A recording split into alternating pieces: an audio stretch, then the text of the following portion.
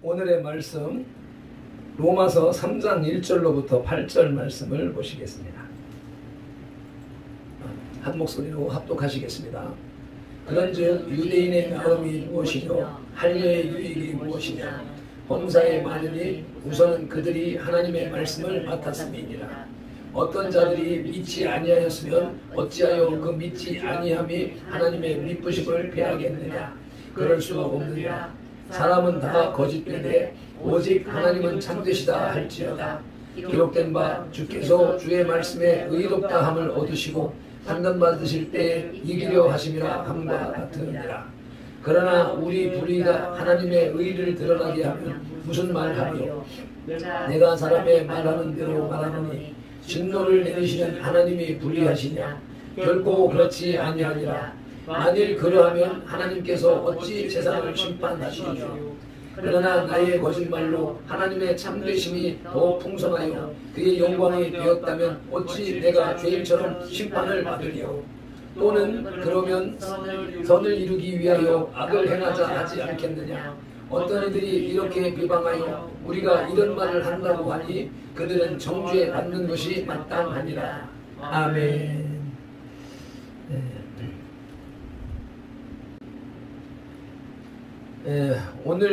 오늘 말씀은 8절입니다. 8절만 다시 한 번 더 읽어보시겠습니다. 또는 그러면 선을 이루기 위하여 악을 행하자 하지 않겠느냐. 어떤 이들이 이렇게 비방하여 우리가 이런 말을 한다고 하니 그들은 정죄받을 것이 마땅하니라. 아멘. 본문 중간에 어떤 이들이 이렇게 비방하여 우리가 이런 말을 한다고 하는 문장은 삽입구문으로 1절로 7절에 걸쳐 문답식으로 제기된 내용의 결론인 본문 초두에 선을 이루기 위하여 악을 행하자는 것은 사람들의 비방에 불과하지 바울 자신의 주장이 아님을 밝히고 있습니다. 즉 바울은 지금까지 인간의 불신앙이 하나님의 신실하심을 패할 수 없다고 말하였으나 이에 대해 유대인들은 이를 역이용하여 억지를 쓰면서 그렇다면 결국 그들의 불신앙이 하나님의 신실함을 더욱 드러낸 것이 아니냐고 반문하면서 결국 바울의 논리는 하나님의 선을 나타내기 위해 인간이 악을 행해야 된다는 결론에 도달하지 않느냐라고 반박하고 있습니다. 그래서 바울은 자신이 지금까지 주장한 내용의 결론이 이를 비난하는 자들의 궤변에 불과하며 결코 자신이 주장하는 하나님의 신실하심이 그런 방법을 통해서 드러나는 것이 아니라고 주장합니다. 한편 여기서 어떤 이들이 누구를 가리키는지 확실히 설명할 수는 없으나 여기서는 지금까지 지적해왔던 전체 유대인들과는 달리 아마 몇몇 사람의 도덕 폐기론을 주장하는 율법과 논리에 정통한 유대인들을 가리킨다고 보는 것이 좋을 듯합니다. 그 이유로 바울의 논리를 도덕 폐기론으로까지 비약시켜서 바울을 도덕 폐기론자로 몰아세울 수 있는 것은 평범한 유대인들에게서는 불가능한 일이고 또 결국 바울을 잘 알고 있으면서 학문에도 능통하지 않으면 안 되기 때문입니다. 아무튼 바울은 자신이 도덕 폐기론자가 아니며 이는 몇몇 사람의 모함임을 밝히면서 이런 자들은 하나님으로부터 정죄를 받게 될 것이라고 선언하고 있습니다. 이런 말씀을 바탕으로 해서 죄인들을 위한 변증이라는 제목으로 하나님의 말씀을 들으시겠습니다. 하나님은 당신의 무한하신 사랑과 권능으로 인간들의 모든 악을 당신의 긍휼의 풍성함을 드러내는 데 선용하시고 죄인들을 구원으로 이끄셨습니다. 그런데 당시에는 이런 바울의 주장을 비웃는 사람들이 있었습니다. 그들은 바울의 주장대로라면 인간은 악행을 저질러도 무방하다는 것이냐고 이의를 제기했습니다. 그것이 하나님의 긍휼과 자비의 풍성함을 더욱 드러내니 오히려 유익하지 않느냐고 비웃었습니다. 그래서 본문에서 바울 사도는 죄인들을 구속하시는 하나님의 사랑에 이의를 제기하는 자들에게 심판을 경고합니다. 아멘. 이것이 이방인 죄인들을 위한 위대한 변증입니다. 아멘. 죄인들을 위한 변증을 지오라마 비전 한방에 전체를 보는 그러한 맥락으로 살펴보시겠습니다. 아멘. 죄인들을 위한 변증, 첫째로는 심판의 대상인 인간입니다. 로마서 3장 23절입니다. 다들 암송하실 수 있을 것입니다. 모든 사람이 죄를 범하였음에 하나님의 영광에 이르지 못하더니. 아멘. 모든 인간은 심판의 대상입니다. 뿐만 아니라 모든 피조물은 하나님의 섭리 안에서 하나님의 계획을 실현하기 위한 도구로 지음을 받았습니다. 하나님은 특별히 인간을 창조의 중심에 두시고 피조 세계를 다스리는 당신의 대리자로 삼으셨습니다. 그러나 인간은 하나님이 주신 자유의지를 활용하여 반역과 범죄의 길을 선택했습니다. 아멘. 그리고 인간의 탐욕과 교만은 끊임없는 죄의 번복을 낳았습니다. 죄의 사슬에 꽁꽁 묶여 심판 아래 놓인 존재가 된 것이지요. 심판은 범죄에 따른 당연한 결과입니다. 모든 인간은 한 사람도 예외 없이 심판의 대상이지요. 하나님은 범죄한 인간들을 향하여 심판을 경고하셨지만 죄로 인해 강팍해진 인간의 마음은 돌이킬 줄 모르고 더 깊은 악의 수렁으로 빠져들어갔습니다. 속죄의 제물을 드리고 죄를 대속함으로 순간적인 면죄는 얻을 수 있었지만 죄를 완전히 도말할 수는 없었습니다. 따라서 궁극적인 속죄의 길이 주어지지 않는 한 인간은 필연적으로 닥쳐올 심판의 환란을 면할 수가 없게 된 것입니다. 죄인들을 위한 변증 첫째는 모든 인간은 심판의 대상이라는 것입니다. 죄인들을 위한 변증 둘째로는 형벌을 넘어서는 하나님의 사랑입니다. 인간의 끝없는 범죄와 패역함에도 불구하고 하나님의 사랑은 변함이 없었습니다. 하나님은 창조 당시에 인간을 향해 가지셨던 뜻과 계획을 결코 바꾸지 않으셨습니다. 하나님은 당신의 전능하신 능력으로 우주와 인류 역사를 운영하셨습니다. 악을 돌이켜 선을 이루시고 불의를 들어 정의를 밝히시는 여호와의 권능이 인간을 죄에서 건져내어 생명으로 옮기는 구원의 역사를 섭리하신 것입니다. 하나님은 당신의 아들을 속죄의 제물로 세상에 보내주셨습니다. 예수 그리스도는 순간적인 속죄가 아닌 죄의 완전한 도말과 영생을 약속하는 대속제물로 인간의 모든 죄악을 담당하셨습니다. 그러므로 주 예수 그리스도를 믿는 사람들은 의인이 되었습니다. 로마서 3장 24절입니다. 그리스도 예수 안에 있는 성령으로 말미암아 하나님의 은혜로 값없이 의롭다 하심을 얻은 자 되었느니라. 아멘. 이로써 인간 앞에 심판의 형벌을 피하고 생명을 얻을 수 있는 새 길이 열려진 것입니다. 히브리서 10장 20절입니다.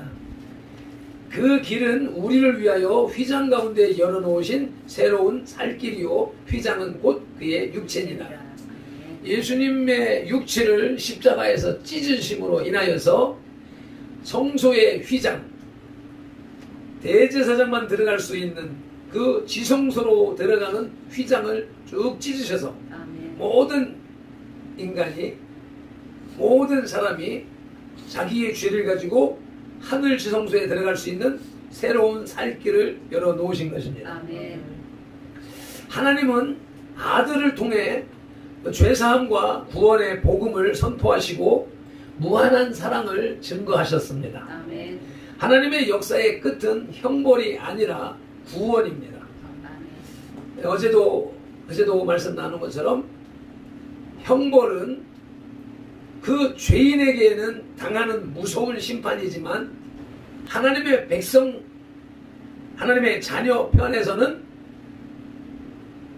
하나님 우리를 대적하는 자들을 우리로부터 멀리 떨어뜨려 지옥 불고동성에 가두는 그런 우리를 구별하시는 보호하시는 축복이라고 하는 것이죠.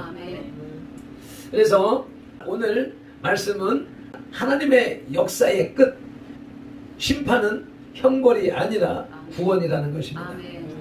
하나님은 형벌을 받아 마땅한 인간을 또한 사랑하심으로써 구원의 역사를 완성하신 것입니다. 죄인들을 위한 변증 둘째는 형벌을 넘어서는 하나님의 사랑입니다. 모든 인간은 죄인이기에 다 형벌을 받을 수밖에 없는 존재들이었지만 예수 그리스도를 이 땅에 보내심으로 인하여서 그 이름을 믿고 그 구원 사역을 받아들인 자는 형벌을 면하고 구원하시는 하나님의 크신 사랑인 것이지요. 요한일서 4장 10절입니다. 사랑은 여기 있으니 우리가 하나님을 사랑한 것이 아니요 하나님이 우리를 사랑하사 우리 죄를 속하기 위하여 화목제물로 그 아들을 보내셨습니다. 아멘. 그러기에 우리는 그 은혜가 감사해서 날마다 찬양하며 경배하며 예배하는 것입니다. 죄인들을 위한 변증 셋째로는 유대인들의 궤변입니다. 형벌을 넘어서는 하나님의 사랑을 납득하지 못하는 무리가 있었으니 그들은 바로 선택받은 민족이라는 유대인들이었습니다. 이들은 하나님께서 어째서 경고하신 대로 심판과 형벌을 내리지 않으시고 죄인들을 구속하시는지 이해할 수 없었습니다. 그래서 그들이 하는 주장이 5절로부터 6절, 7절까지 내용인데 5절을 개역 개정으로 같이 읽으시겠습니다. 그러나 우리 불의가 하나님의 의를 드러나게 하면 무슨 말 하리요? 내가 사람의 말하는 대로 말하노니 진노를 내리시는 하나님이 불의하시냐? 결코 그렇지 아니하니라. 만일 그리하면 하나님께서 어찌 세상을 심판하시리요? 현대어 성경을 보면 어떤 사람은 이렇게 말합니다.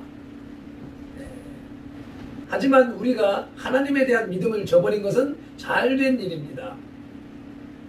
우리의 죄가 선한 목적에 도움이 되었으니까요. 왜냐하면 사람들은 우리가 너무도 악한 것을 보고 하나님의 선하심을 확연히 알았을 테니 말입니다.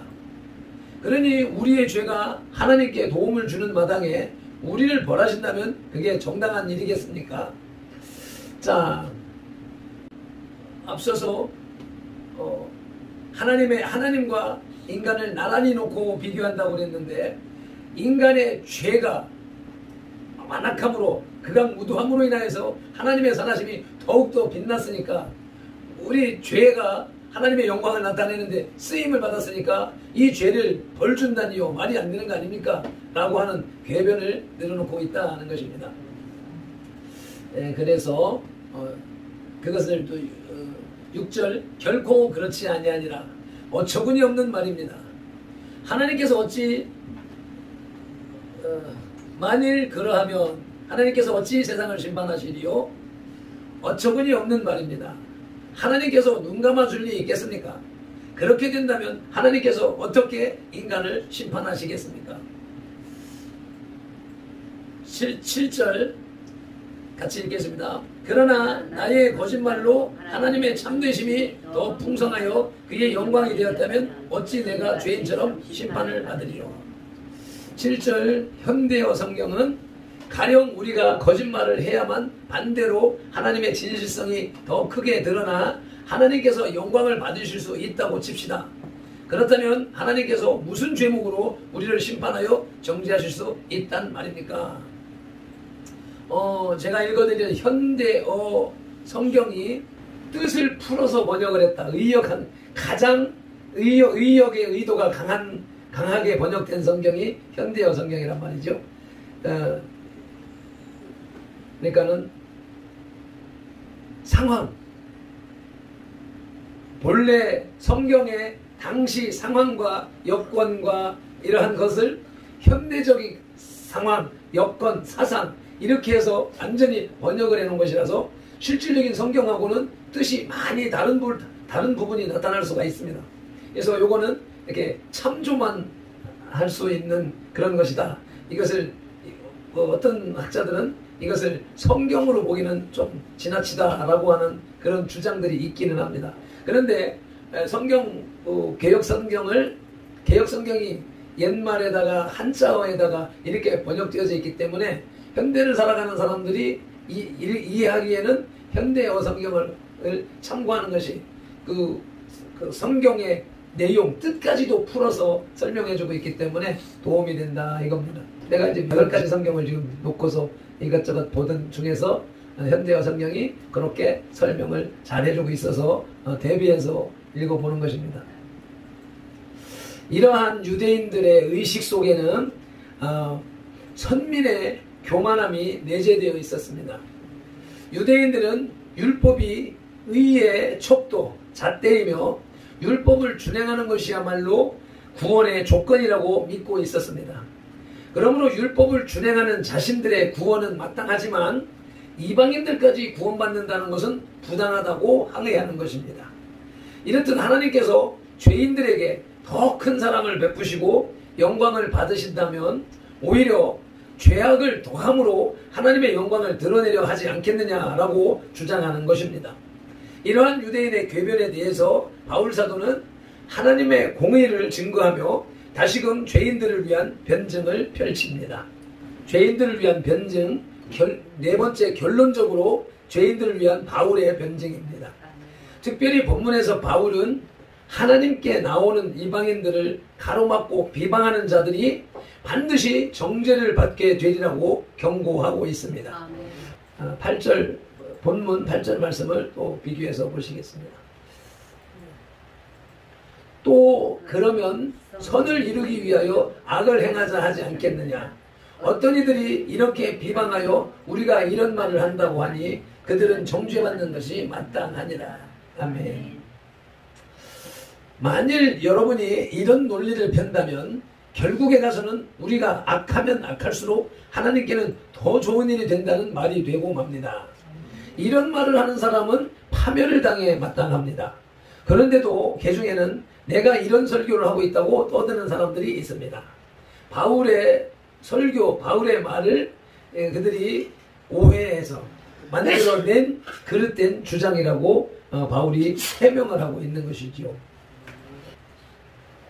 예수 그리스도께서 세상에 오신 것은 죄인임을 고백하는 사람들을 죄로부터 건져주시고 구원하시기 위함입니다. 주님은 소망을 가지고 믿음으로 나오는 모든 사람들을 용납하셨습니다. 선민의 율법에 의해 정죄당하고 소외된 이방인들과 가난한 사람들에게 주신 구원의 복음은 죄인들을 향한 하나님의 사랑을 말해줍니다. 예수님은 의인으로 자처하는 자들에게 임할 진노를 경고하셨습니다. 아울러 죄인들을 당신의 백성으로 부르시고 하나님의 사랑을 증거하셨습니다.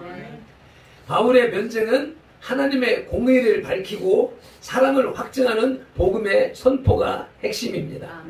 따라서 하나님의 구속사역에 이의를 제기하고 비방을 일삼아 구원의 걸림돌이 되는 자들은 결코 정죄를 면할 수가 없습니다. 누구든지 하나님 앞에 겸손히 나와 진실로 회개하는 사람은 하나님의 뜻을 실현하는 하나님의 백성이 될 수 있는 것입니다. 아멘. 말씀을 맺겠습니다. 1절에서 시작된 유대인들이 제기할지도 모르는 질문이 결국 본문 8절에서 도덕 폐기론으로까지 발전하고 있습니다. 즉 인간의 불의가 하나님의 선을 이룬다면 선을 이루기 위해 악을 행해야 되지 않겠느냐는 것입니다. 본문은 목적도 선해야 하지만 그 동기와 수단도 선해야 한다는 것을 가리키고 있습니다. 이와 같이 하나님의 복음이 유대인들에게 맡긴 바 되었는데 말씀을 맡은 자들이 유대인들인데 그들은 이와 같이 말씀을 왜곡 해석 받아들임으로 인해서 결국은 예수 그리스도까지도 수천 년 동안 기다려왔던 예수 그리스도까지도 막상 자기들 앞에 왔을 때에 부인하는 내치는 그런 결과를 자초하게 됐습니다. 그래서 하나님의 말씀을 우리가 하나님의 뜻을 분별하여 깨달아 들을 수 있도록 노력을 해야 될 텐데, 그것은 결국은 사람의 지식으로나 학문으로나 철학으로 되는 것이 아니라 오직 성령으로 된다라고 하는 것입니다. 아멘.